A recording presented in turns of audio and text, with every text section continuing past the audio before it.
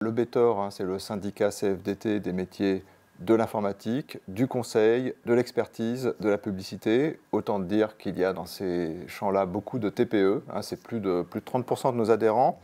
Alors des TPE dont la diversité professionnelle est énorme, hein, puisque ça va autant de la start-up en intelligence artificielle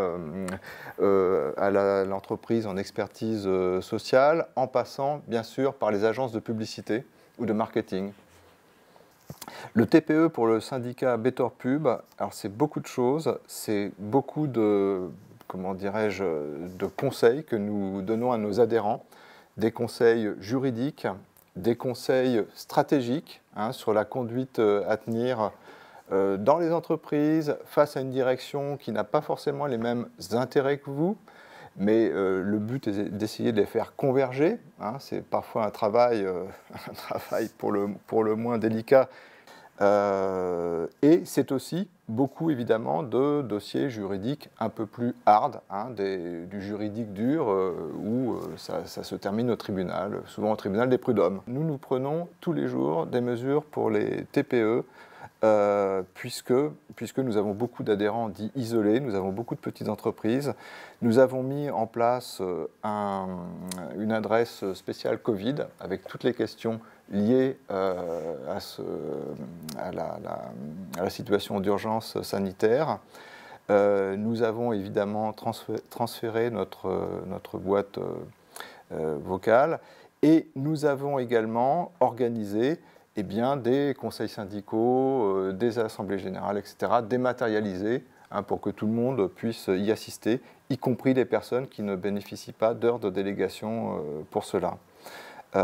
Et puis, évidemment, nous avons renforcé notre pôle juridique et intensifié un peu la cadence pour les réponses aux questions qui sont de plus en plus nombreuses, voire exponentielles. Les actions que nous mettons en place, ce sont des actions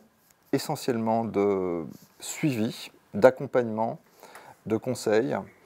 Nous avons mis en place, suite au congrès de Rennes, congrès confédéral de Rennes, une logique de référent, c'est-à-dire que chaque section doit avoir droit à un référent, une personne qui la suit, qui est une espèce de maillon comme ça entre le syndicat et le collectif d'entreprise. Et donc c'est en mettant en place, en multipliant ce système de référents, donc de partenariat, que nous pouvons accompagner ces personnes-là dans des environnements qui sont complexes et dans lesquels le droit du travail ne va pas de soi, c'est le moins qu'on puisse dire, et il y a beaucoup d'arbitrage à faire entre, et bon, on connaît bien ça aussi chez les cadres, hein, des dilemmes professionnels entre d'une part le business et d'autre part l'éthique.